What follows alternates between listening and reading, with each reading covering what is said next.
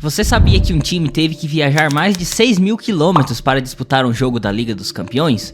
Ou que um único país soberano possui 4 federações diferentes? E que o último time campeão vindo do leste europeu representava um país que deixou de existir meses depois? A Liga dos Campeões parece coisa só de clubes gigantes e ligas conhecidas, mas o mapa por trás dela esconde fronteiras estranhas, guerras e paradoxos políticos. Nesse vídeo vamos atravessar o continente europeu e ver 25 curiosidades geográficas impressionantes sobre a Liga dos Campeões. Vamos começar pelo extremo oposto dos gigantes, os países minúsculos que conseguem colocar um time na fase preliminar da Champions. San Marino e Andorra mandam seus campeões nacionais direto para a primeira rodada de qualificação todo ano, mas raramente passam dela, porque enfrentam logo de cara clubes de ligas muito mais estruturadas, representando países que caberiam dentro de um bairro de qualquer capital do continente. Existe uma exceção que virou lenda entre esses pequenos, o Lincoln Red Imps de Gibraltar, um território de pouco mais de 6 km quadrados na ponta sul da Espanha. Em julho de 2016, o time semi-profissional bateu o Celtic, gigante escocês, por 1-0 na ida da segunda rodada de qualificação. O Celtic ainda reverteu o placar e avançou no jogo de volta, mas aquela vitória entrou para a história como um dos maiores choques da competição. E por falar em território estranho, o Reino Unido é oficialmente um país só, mas dentro da Champions ele entra como se fossem 4.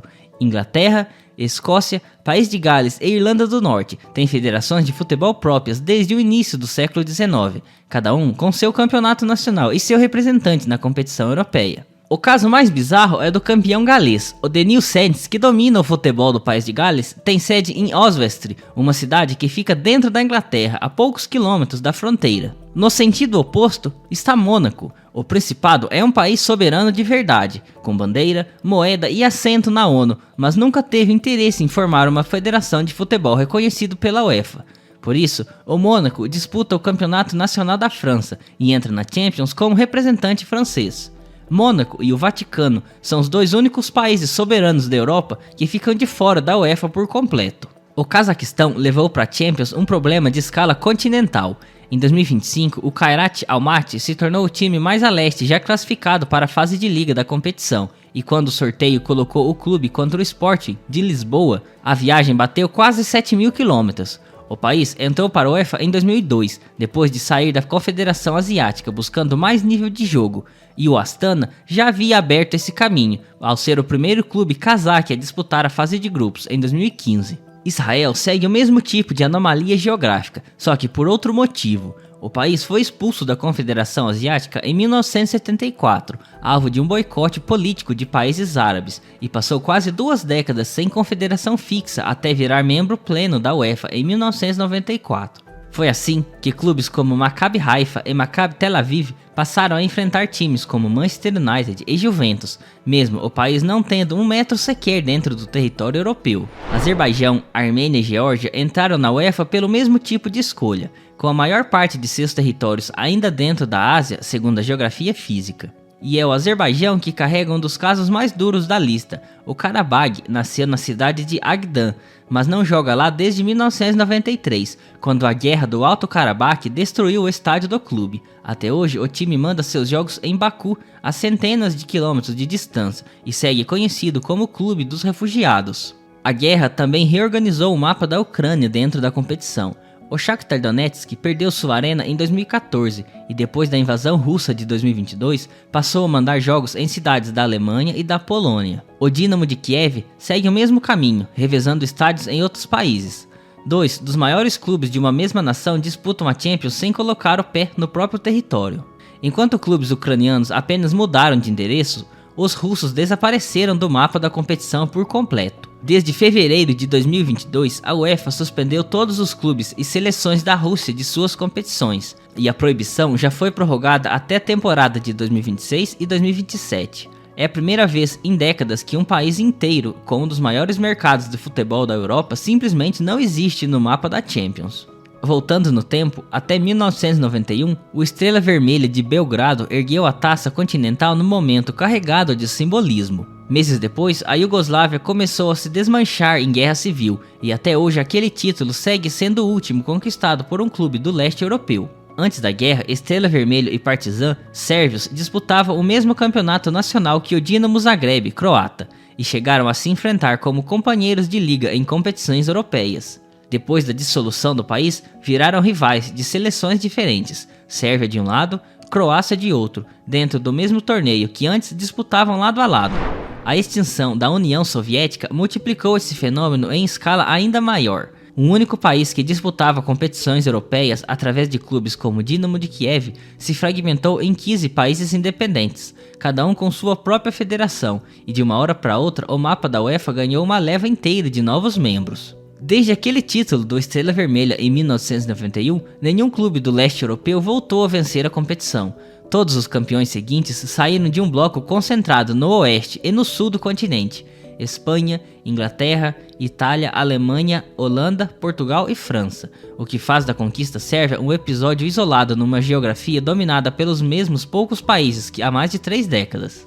No extremo físico do mapa está o Bodo Glimt da Noruega, o clube mais ao norte que já disputou a fase de liga, com o estádio situado acima do Círculo Polar Ártico. No verão europeu, os jogos em casa acontecem sob luz do dia quase constante, e no inverno o time treina boa parte do tempo às escuras, uma condição climática que nenhum outro clube participante enfrenta.